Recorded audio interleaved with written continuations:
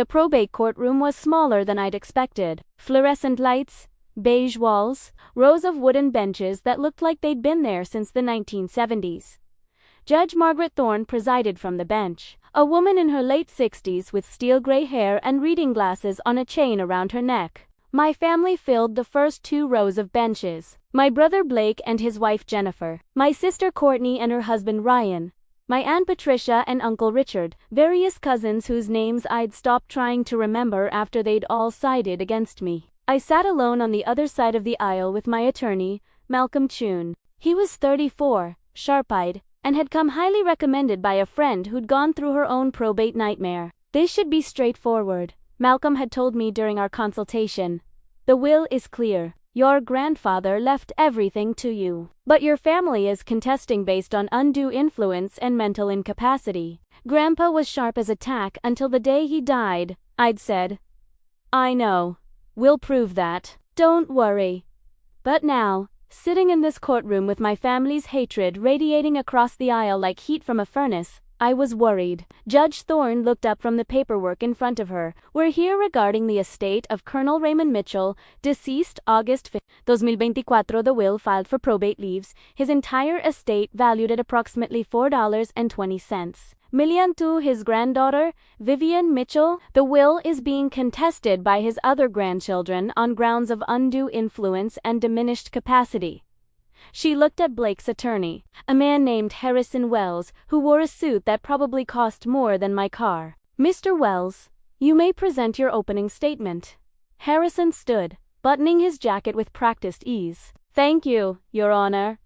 We will demonstrate that Colonel Mitchell was suffering from significant cognitive decline in his final months, that his granddaughter, Vivian Mitchell, isolated him from his family, manipulated him, and coerced him into changing a will that had previously divided his estate equally among his 4 grandchildren. I kept my face neutral. Calm. Just like Malcolm had coached me, we have testimony from family members who witnessed Colonel Mitchell's confusion and memory issues. Harrison continued. We have evidence that Miss Mitchell spent an unusual amount of time with him in his final year, to the exclusion of other family members, and we have documentation showing that the new will was executed just 6 months before his death is suspicious. Timeline that suggests undue influence. He sat down, Blake caught my eye and smirked. Judge Thorne turned to Malcolm. Mr. Chun, Malcolm stood. He didn't button his jacket or make any dramatic gestures. A host spoke, his voice clear and measured. Your Honor. Colonel Mitchell was many things. A decorated military officer, a intelligence analyst, a man who valued truth and preparation above all else. He was not confused. He was not diminished. He was strategic. Malcolm pulled out a folder. Colonel Mitchell knew his family would contest his will. He predicted it with remarkable accuracy, which is why he left extensive documentation including video testimony, medical evaluations, and written explanations to ensure his wishes would be honored. He set the folder on the table in front of him. We will prove that Colonel Mitchell was of sound mind, that he had excellent reasons for his decisions, and that his granddaughter Vivian was the only member of this family who genuinely cared for him rather than his money. Blake's smirk faded slightly. Judge Thorne nodded. Mr. Wells, call your first witness. Blake took the stand first. Luket, Gudi, always deep. Tyler had sweet, perfect haircut. That earnest expression he'd perfected over years of sales presentations. Harrison led him through the testimony like a dance they'd rehearsed a dozen times. Mr. Mitchell, when did you first notice changes in your grandfather's mental state? About a year before he died, Blake said, his voice full of concern. He started forgetting things. Names, dates, he'd repeat himself in conversations. It was subtle at first, but it got worse. Can you give specific examples? At Christmas, 2 years ago, he asked me 3 times what I did for work. In the same conversation, he couldn't remember that I was in pharmaceutical sales. And how did this progress? By last spring, he barely recognized me. He'd call me by my father's name, his son, who died 20 years ago. He'd talk about events from the 1970s, like they'd just happened. It was clear he was declining rapidly. I wrote on my notepad, Grandpa never called him Dad's name. Grandpa's memory was perfect. Malcolm saw it and nodded slightly. Harrison continued. During this period of decline, how often did you visit your grandfather? Blake shifted slightly. As often as I could. Every few weeks. But Vivian was always there. She'd monopolized his time, made it difficult for the rest of us to see him. Objection, Malcolm said calmly. Speculation and mischaracterization. Sustained, Judge Thorne said. Stick to facts, Mr. Wells. Harrison nodded. Let me rephrase. How did Vivian's presence affect your ability to visit? She was always there. Morning, evening, weekends. She'd answer the door and say, Grandpa was resting or wasn't feeling well. She controlled access to him. Did you find this concerning? Very. It seemed like she was isolating him, cutting him off from family so she could manipulate him. And when did you learn about the new will? After he died. The lawyer called us all together and read it. We were shocked to learn Grandpa had cut everyone out except Vivian. It made no sense unless she'd manipulated him while he was vulnerable. Harrison sat down, looking satisfied. Malcolm stood for cross-examination. He didn't approach Blake aggressively. He just stood behind our table, hands clasped in front of him. Mr. Mitchell, you said you visited your grandfather every few weeks. Can you tell me the date of your last visit before he died? Blake hesitated. I'm not sure of the exact date, approximately. Maybe ... 3 or 4 months before he passed. So, June or July of 2024. Around then, yes. And before that visit, when was the previous one? I'm not certain. Malcolm pulled out a document. Your grandfather kept a visitor log. May I approach, Your Honor? Judge Thorne nodded. Malcolm handed a copy to Blake and one to the judge. This is Colonel Mitchell's visitor log, maintained by his home care aide. It shows all visitors to his residence from January 2023 through August 2024. Can you find your name on this log? Blake scanned the pages, his face reddening. There must be some mistake. According to this log, you visited exactly 4 times in the 18 months before your grandfather's death. February 12, 2023, May 3, 2023, October 17, 2023, and June 8, 2024. 4 visits in 18 months. Does that sound accurate? The log must be incomplete. The aide was very thorough. She logged every visitor, including delivery people and repair technicians. Are you suggesting she somehow forgot to log your numerous visits? Blake's jaw tightened. I may have visited when she wasn't there. Your grandfather had round-the-clock care. Someone was always there. But, let's move on. Malcolm pulled out another document. You testified that your grandfather couldn't remember you were in pharmaceutical sales. What exactly do you sell? Medical devices and pharmaceuticals to hospitals and clinics. And according to your LinkedIn profile, you've been in this career for how long? 12 years. So it's not a new career. Your grandfather would have known about it for over a decade. Yes. But, like I said, he kept forgetting. Can you tell me the name of the pharmaceutical company you work for? Blake blinked. MedTech Solutions. Are you sure? Yes, of course, I'm sure. Malcolm handed him another document. This is your grandfather's Christmas card list from December 2023, less than a year before he died. Handwritten by Colonel Mitchell himself. Can you read what he wrote next to your name? Blake's face went pale. Blake Mitchell, Pharmaceutical Sales, MedTech Solutions, married to Jennifer, 2 kids. So your grandfather, in December 2023, knew exactly what you did for work, where you worked, your wife's name, and how many children you had. Does that sound like someone with severe memory problems? He must have had good days and bad days, or perhaps he didn't have memory problems at all, and you're misrepresenting his condition to support your claim. Objection. Harrison was on his feet. Argumentative. Sustained. Rephrase, Mr. Chun. Malcolm nodded. No further questions. Blake stepped down, his confidence visibly shaken. Courtney went next. My sister was 36, perfectly put together as always in a navy dress and pearls. She dabbed at her eyes with a tissue before she even started speaking. Miss Michelle Harrison said gently, "This must be difficult for you." "It is," she said, her voice breaking. "I loved my grandfather so much.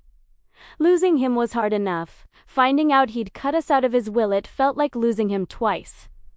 "When did you last see Colonel Mitchell?" "About 2 months before he died. I tried to visit more often, but Vivian was always there. She made it clear we weren't welcome."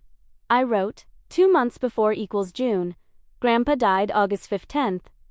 "Can you describe that visit?" He seemed confused. Distant.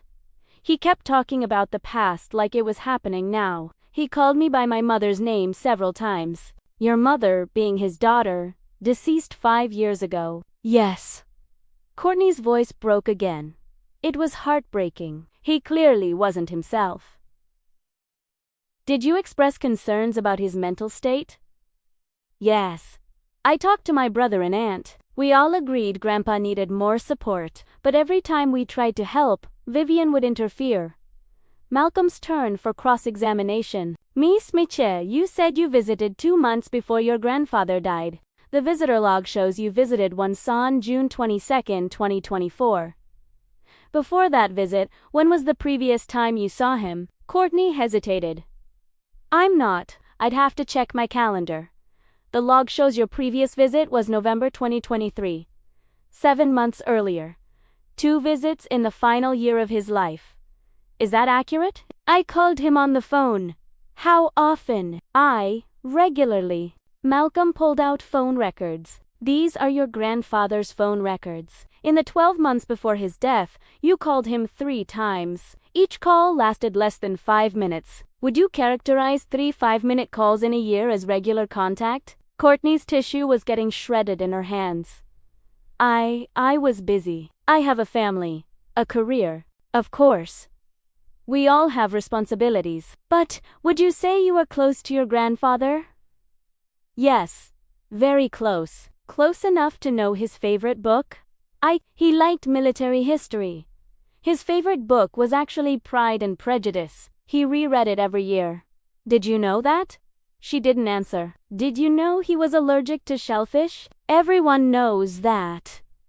He wasn't, actually. That was a test. "Can you tell me the name of his home care aide?" "I don't remember. Her name was Rosa Martinez.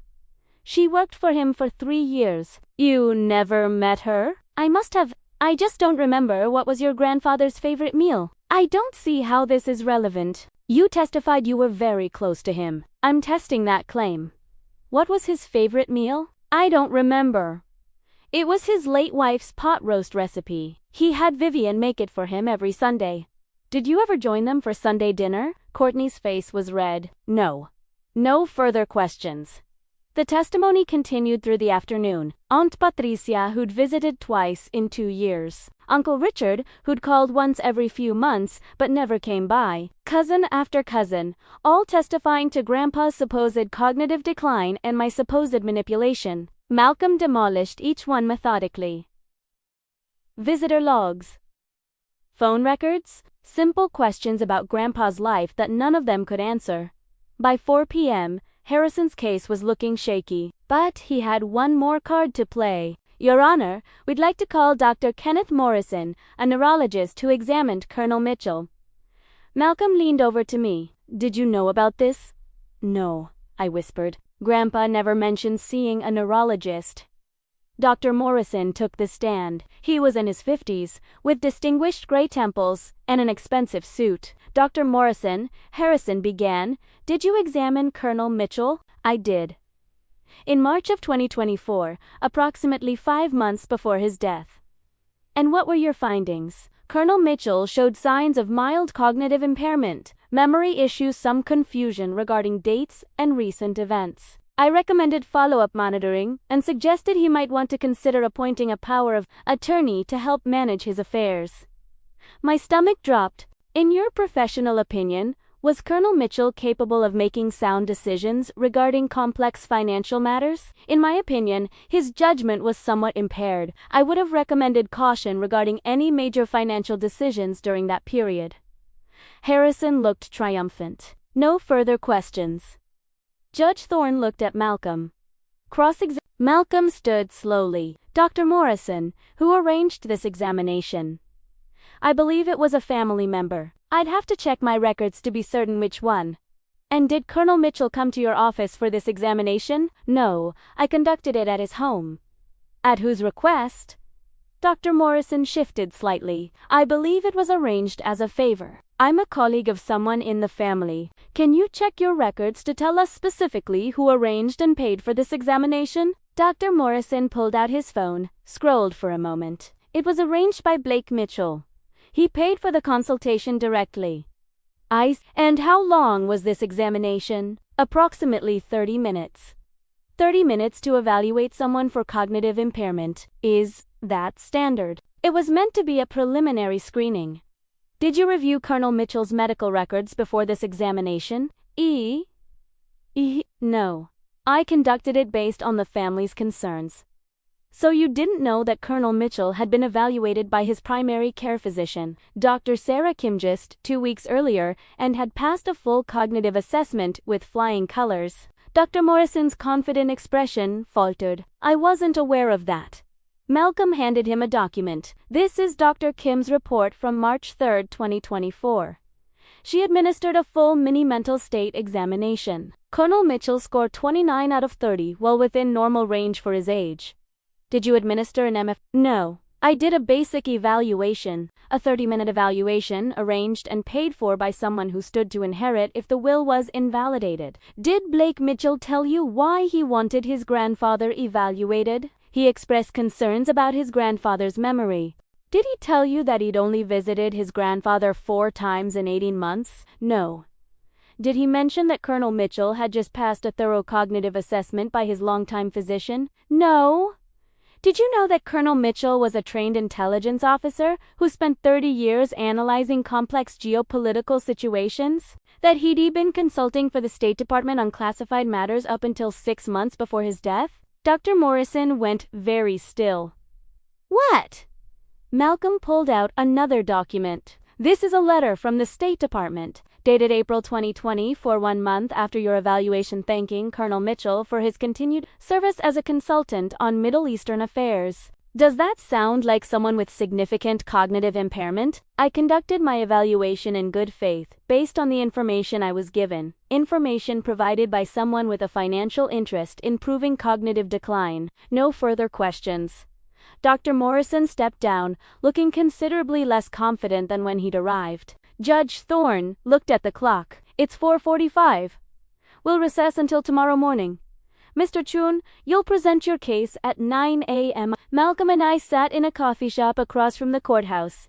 I was drinking tea, trying to calm my nerves. He was on his second espresso. That doctor hurt us, I said. Not as much as you think. His testimony was weak, and the State Department letter undermines it significantly. But tomorrow, we need to be strong. Are you ready? I nodded. I'm ready. And the safe deposit box? You're sure about what's inside? I'm sure. Grandpa told me exactly what to expect. He said if the family ever challenged the will, I should use it, that it would end any dispute immediately. Malcolm studied me. Vivian, your grandfather was in intelligence for 30 years. What exactly is in that box? I don't know all the details. But Grandpa called it his insurance policy. He said it contained information about an operation from his time in the CIA, something that could never become public, something that certain people would do anything to keep buried. Malcolm set down his espresso very carefully. Are you telling me your grandfather was blackmailing people? Not blackmailing, he said he was just keeping everyone honest, making sure powerful people remembered where they came from and who knew their secrets. Jesus Christ. Vivian. Why didn't you tell me this before? Because I didn't want you to try to talk me out of using it. But Grandpa was clear. If Blake and Courtney came after the inheritance, if they lied about him being incompetent, I was supposed to use the insurance policy. Those were his exact words. Malcolm ran his hand through his hair. This could blow up spectacularly, or it could end the case. Or both. He sighed. Okay. Tomorrow morning, we present our defense, medical records, testimony from Dr. Kim, the State Department letter. Then, if we need to, we bring out the insurance policy. But Vivian, are you absolutely sure you want to do this? I thought about Blake's smirk, Courtney's fake tears, Dr. Morrison's spot testimony, my family's willingness to drag Grandpa's name through the mud for money. I'm sure, I said. The next morning, Malcolm called Dr. Sarah Kim to the stand. She was in her 40s, competent and professional, and she'd been Grandpa's doctor for 15 years. Dr. Kim, you examined Colonel Mitchell regularly in his final year of life. What was your assessment of his cognitive function? Colonel Mitchell was sharp as ever, Dr. Kim said firmly. I administered multiple cognitive assessments as part of his routine care. He consistently scored in the normal to high normal range. His memory was excellent, his reasoning was sound, and he showed no signs of dementia or significant cognitive decline. Were you aware that another physician, Dr. Morrison, evaluated him and found signs of impairment? I became aware when I was subpoenaed for this case. I was quite surprised. In my professional opinion, based on comprehensive and regular examinations, Colonel Mitchell was fully capable of making informed decisions about his medical care, his finances, and his estate. Thank you, Dr. Kim. Harrison's cross-examination was brief and ineffective.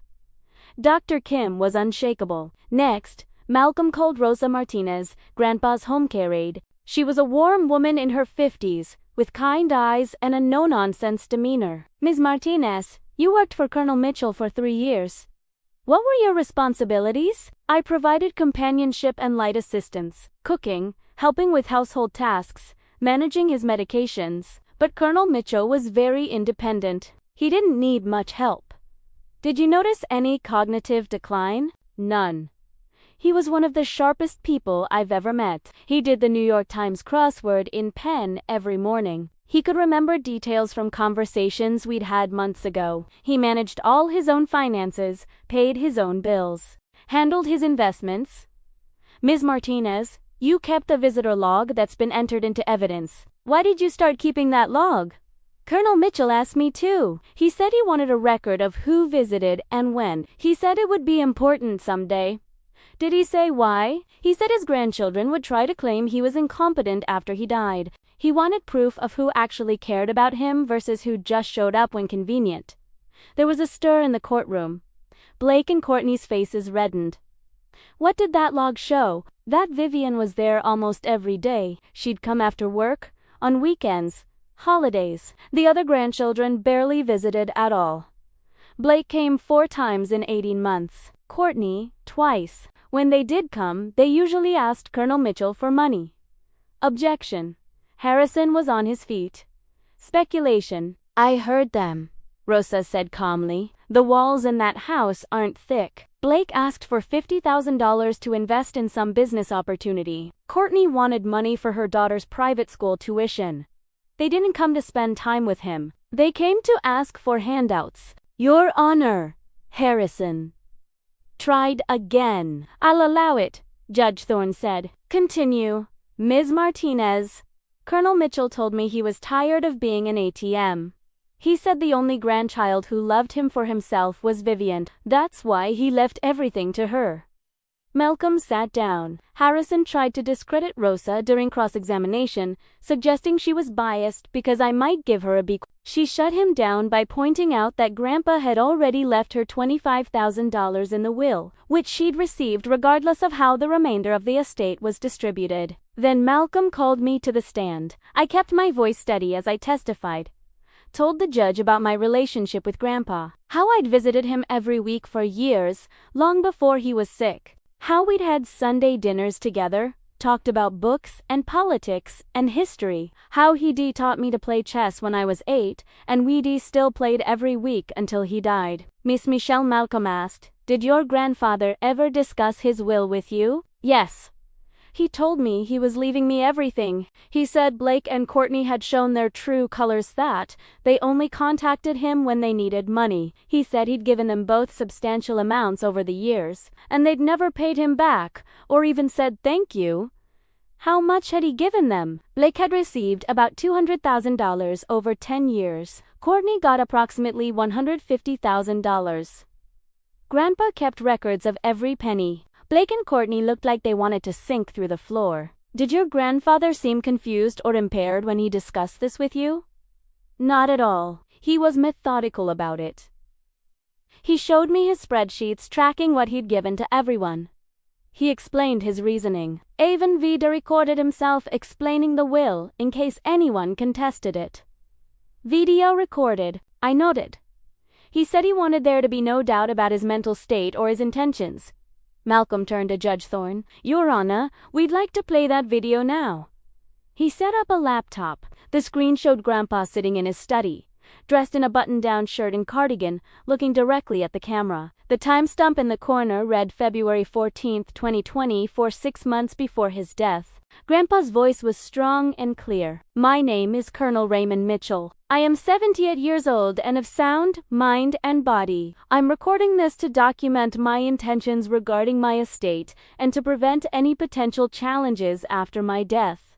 I am leaving my entire estate to my granddaughter, Vivian Mitchell, not because she manipulated me or coerced me, but because she is the only member of my family who genuinely cares about me as a person rather than as a source of money. My other grandchildren, Blake, Courtney, and Patricia Jr., have received substantial financial support from me over the years. However, I've noticed a pattern. They contact me when they need money. They visit when they want something. When I don't have something to give them, I don't hear from them. Vivian is different. She visits weekly, whether I'm having a good day or a bad day. She calls just to talk. She remembers my stories, laughs at my jokes, challenges me at chess. She loves me for who I am, not what I can give her. Therefore, I am leaving her everything. She has earned it through years of genuine love and companionship. I am of sound mind. I am not confused. I am not being manipulated. This is my choice, made with full awareness and clear intention. If you're watching this video, it probably means someone is challenging my will. To those people, I say, you had years to build a real relationship with me. You chose not to. Live with that choice. To Vivian, thank you for the Sundays. Thank you for the chess games. Thank you for seeing me as Grandpa, not as a wallet. I love you, sweetheart. The video ended. The courtroom was silent. Judge Thorne cleared her throat. Mr. Wells, do you have questions for this witness? Harrison looked at his notes, looked at Blake and Courtney, looked back at his notes. No questions, Your Honor. Malcolm smiled slightly. The defense rests. Judge Thorne looked at both attorneys. Closing arguments. Harrison stood. His closing was half-hearted, going through the motions about cognitive decline and suspicious timing. But the video had gutted his case, and he knew it. Malcolm's closing was brief. Your Honor, Colonel Mitchell left clear evidence of his mental capacity, his reasoning, and his intentions. His longtime physician confirmed his cognitive health. His home care aide confirmed his independence and sharp mind, and his own voice, recorded on video, confirmed his decision. This isn't a case of undue influence. This is a case of children who took their grandfather's generosity for granted and are now upset that there are consequences for their neglect. The will should stand as written. Judge Thorne nodded. I'll take this under advisement and issue my ruling within 30 days. We're adjourned. I started to gather my things. Relieved it was over. That's when Blake stood up. Your Honor, he said loudly, before you rule, there's something you need to know. Something my grandfather was hiding. Something that proves he wasn't the person everyone thinks he was. Judge Thorne paused. Mr. Mitchell, you're not an attorney. If you have additional evidence, it should be presented through your counsel. My grandfather was involved in illegal operations during his time in the CIA, Blake said desperately. Operations that violated international law. He has documentation hidden somewhere. He was essentially a war criminal, and Vivian is helping him cover it up. The courtroom erupted in whispers. Malcolm leaned over to me.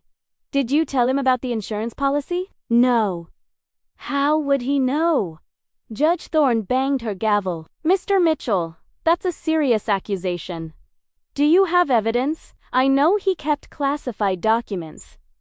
Documents he wasn't supposed to have. If Vivian inherits, she'll destroy them to protect his reputation. It was a desperate play. A Hail Mary attempt to discredit Grandpa and cast doubt on my character. Judge Thorne looked at me. Miss Michelle, do you know anything about classified documents? This was it. The moment Grandpa had prepared me for, I reached into my bag and pulled out a key.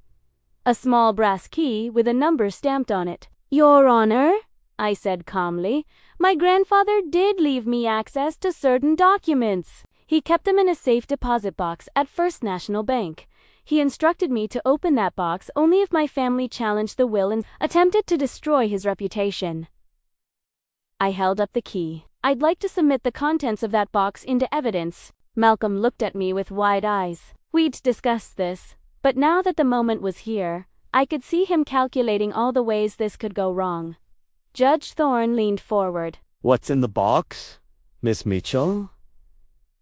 I don't know exactly. Grandpa called it insurance. He said if Blake or Courtney tried to claim he was incompetent or attacked his character, I should bring these documents to court. He said they would end any dispute immediately.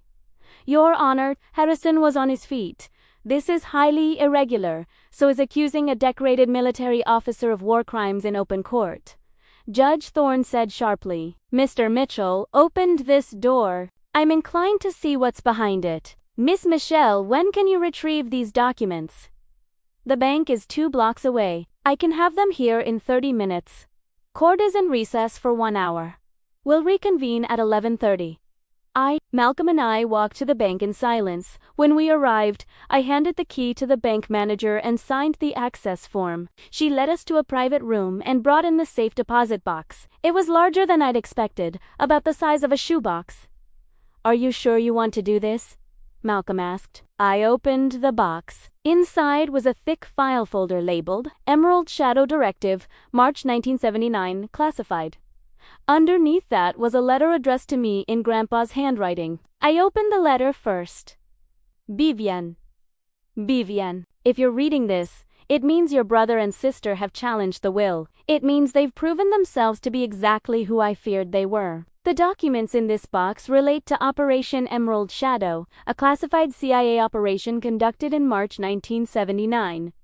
I was the intelligence officer assigned to this operation. What happened during that operation remains classified to this day. 12 men participated in Emerald Shadow. Most of them are dead now, but 3 of them are still alive and have built very successful careers on the foundation of lies about what really happened. One of those men is now a federal judge in the Eastern District. His name is Judge William Hartley. He presided over several high-profile cases and is considered a rising star in the federal judiciary. Another is Senator Marcus Choon, currently serving his 3rd term and being discussed as a potential presidential candidate. The third is General Bradley Morrison, currently serving as Deputy Commander of U.S. Central Command. All 3 of these men have built their reputations as heroes. The truth about Emerald Shadow would destroy them. I kept these documents as insurance, to ensure that if I ever needed to protect myself or my family, I could use them wisely. Use them only if you must. But don't hesitate to use them if your siblings force your hand. I love you, sweetheart. I trust you to do the right thing. Grandpa. I looked at Malcolm. Judge Thorne. She's on the federal bench, Eastern District. Do you think I think we need to be very careful about what we do next? Malcolm said quietly. I opened the file. The first document was an after-action report marked Top Secret. It detailed an operation to extract a compromised asset from Tehran during the Iranian Revolution. But the operation had gone wrong. Civilians had been killed. Evidence had been destroyed, and the official report had been falsified to cover up what really happened. The document was signed by 12 officers, including Raymond Mitchell and Judge William Hartley. I flipped through more pages. Photographs. Witness statements that contradicted the official record. A memo from Grandpa to his superiors raising concerns about the coal, and a response from his superiors telling him to bury it. This is why his career stalled, I said, understanding flooding through me. He refused to go along with the cover-up completely. They couldn't fire him because he had documentation, but they made sure he never got promoted beyond colonel. Malcolm was reading over my shoulder, and Hartley, Choon, and Morrison, they all supported the cover-up and got rewarded for it. Grandpa said Judge Hartley is in the Eastern District. Is he? Judge William Hartley presides in this courthouse, Malcolm said. He's 2 floors up right now, and if this information came out, it would end his career and possibly put him in prison. We stared at each other. Vivian, if we use this, there's no going back. This isn't just about your inheritance anymore. This is about bringing down a federal judge, a senator, and a general. Are you absolutely certain you want to do this? I thought about Grandpa, about the years he'd spent carrying this secret, using it only as protection, never as a weapon. I thought about Blake S. smirk and Courtney S. fake tears and their willingness to destroy Grandpa S.'s reputation for money. Let's go back to court, I said, but let's be smart about it.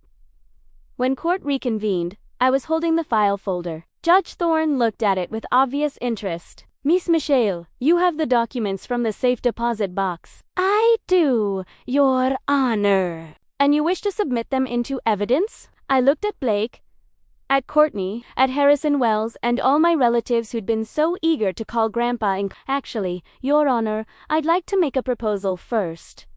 Judge Thorne raised an eyebrow. I'm listening. My grandfather kept these documents for one reason, to ensure that powerful people could unrewrite history to suit themselves.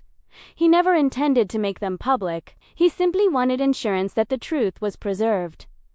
I held up the folder. These documents relate to a classified operation called Emerald Shadow. They contain information that would be deeply embarrassing to several prominent individuals who are still alive and serving in positions of public trust.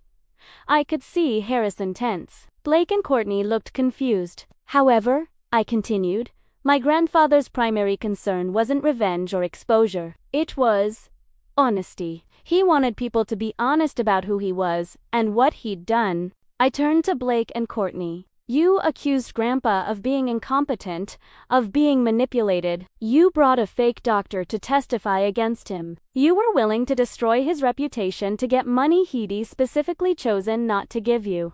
Blake's face was red. Courtney was crying again, but this time the tears looked real. So here's my proposal, I said. You can withdraw your challenge to the will right now. You can publicly acknowledge that Grandpa was of sound mind and that his decision to leave everything to me was his own choice, made freely and with full mental capacity. I paused. Or I can submit these documents into evidence, and once they're part of the public record, I can't control what happens to them. Journalists will find them. Investigators will look into them. People who thought they'd buried the past will find it resurrected. Judge Thorne was watching me very carefully. I had the sense she understood exactly what was in the folder. The choice is yours, I told Blake and Courtney. Accept Grandpa's will and let him rest in peace, or force me to expose secrets that will destroy more lives than just your own. The courtroom was absolutely silent. Blake and Harrison had a hurried, whispered conversation. Harrison looked pale. He kept glancing at the folder in my hands, like it was a live grenade. Finally, Blake stood up. Your Honor, he said, his voice tight. After further consideration and review of the evidence presented, including the video testimony, we've decided to withdraw our challenge to the will. Are you certain, Mr. Mitchell? Judge Thorne asked. Yes, Your Honor. We acknowledge that our grandfather was of sound mind. We accept his decision. Judge Thorne looked at Courtney. Miss Mitchell, do you agree? Courtney nodded, unable to speak. Very well, Judge Thorne said. The challenge is withdrawn. The will of Colonel Raymond Mitchell stands as written. Case dismissed. She banged her gavel once, sharp and final. Then she looked directly at me. Miss Michelle, I'd like to see you in my chambers. Alone. Bring that folder. Judge Thorne's chambers were elegant dark wood, leather chairs, shelves full of law books and judicial opinions. She closed the door behind me and gestured for me to sit. That folder, she said without preamble. Does it contain what I think it contains? I believe so, Your Honor. If you're thinking of Operation Emerald Shadow. She closed her eyes briefly. Your grandfather kept documentation. Complete documentation, including the falsified reports and the real ones. And you were prepared to make them public. I was prepared to enter them into evidence. What happened after that would have been out of my control. Judge Thorne walked to her window, looking out over the city. I knew your grandfather. Not well, but we crossed paths a few times at veteran events. He was a good man. An honest man. It destroyed his career, that honesty. I know. She turned to face me. The men who participated in the cover-up advanced, got promotions, became judges and senators and generals. Raymond Mitchell stayed a colonel and retired with a modest pension. Yes. And now you're protecting them? After what they did to him, I thought about how to answer that. Grandpa kept those documents for 30 years and never used them except as insurance. He could have exposed everyone. Could have gotten revenge, but he didn't. He said revenge was poison, that the truth was its own power. You didn't have to use it to benefit from it. He did. Judge Thorne studied me for a long moment. You're more like him than I expected. Thank you. What are you going to do with those documents? I looked down at the folder in my lap. Put them back in the safe deposit box. Keep them safe. Pass them to my own children someday. Maybe, with the same instructions Grandpa gave me.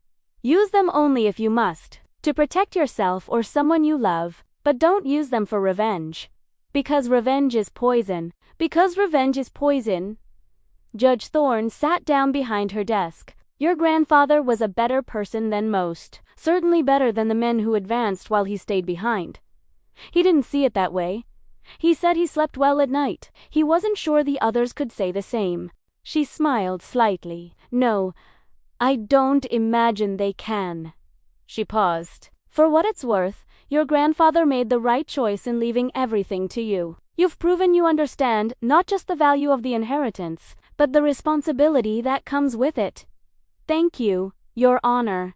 You're free to go, Miss Mitchell. And ... I'm sorry for your loss. The world needs more people like Raymond Mitchell. Yes, I said quietly, it does. I left the courthouse with Malcolm beside me. The file folder was back in my bag, soon to be returned to its box at the bank. That was either the bravest or craziest thing I've ever seen a client do, Malcolm said. I'm still not sure which. Maybe both. Definitely both. He paused. Are you really going to just lock it away again? That's what Grandpa would want. You could destroy powerful people with that information. I could, but then I'd be using Grandpa's integrity as a weapon. That's not what he wanted. He wanted the truth preserved, not weaponized. Malcolm nodded slowly. He raised you well. He taught me well. There's a difference. We walked in silence for a moment. Then Malcolm said, So, $4.2 million. What are you going to do with it? I'd been thinking about this. Pay off my student loans. Buy a house nothing fancy. Just something comfortable. Put the rest in investments and live off the returns. Keep working. Keep living my life. That's it. No yacht. No world cruise. That's not who I am. Grandpa knew that. That's why he left it to me. 3 months later, I was sitting in my new house, a modest 3-bedroom, in a quiet neighborhood when the doorbell rang. Courtney stood on my porch, looking nervous. Can we talk? She asked. I almost said no. Then I thought about Grandpa and what he'd say. 5 minutes, I said. We sat in my living room. She looked around at the simple furniture, the books on the shelves, the framed photos of Grandpa and me playing chess. I came to apologize, she said. Really, apologize. Not the fake apology I tried in court. Okay. I was jealous of how much he loved you, how easy it was for you to. I could never figure out how to talk to him. He intimidated me. So I stayed away and told myself it didn't matter. But it did matter. It did. And by the time I realized that, it was too late. He was gone, and all I could think about was the money, about how unfair it was that you got everything when I needed help too. You got $147,000 from him over the years. What happened to that money? She looked down. Bad investments. Expensive lifestyle. I spent it, without thinking, and then it was gone, and I panicked. The will wasn't about money, Courtney. It was about love, about showing up. You could have had a relationship with him for free. You chose not to. I know. She was crying now, real tears that came from actual grief. I know. And I can't undo it. I can't get back those Sunday dinners, or those chess games, or those conversations. He's gone and I wasted every chance I had. I didn't say anything. There was nothing to say. She was right. I don't expect you to forgive me, she said, standing up. I just wanted you to know I understand now. What I lost? What you had that I was too stupid to value. She walked to the door, then paused. For what it's worth, I'm glad he had you. I'm glad someone loved him the way he deserved to be loved. After she left, I sat for a long time looking at that photo of Grandpa and me. He was laughing in the picture, caught mid-celebration after checkmating my king. I was groaning dramatically, but smiling. Primera? Missed him. Missed the Sunday dinners, and the chess games, and the long conversations about history and politics and life. But I had this house because of him. I had financial security because of him. I had the knowledge that I'd been loved unconditionally by someone who mattered, and I had the folder, locked away safely, a reminder that truth is its own power. You don't have to use it to benefit from it. Sometimes just knowing it exists is enough.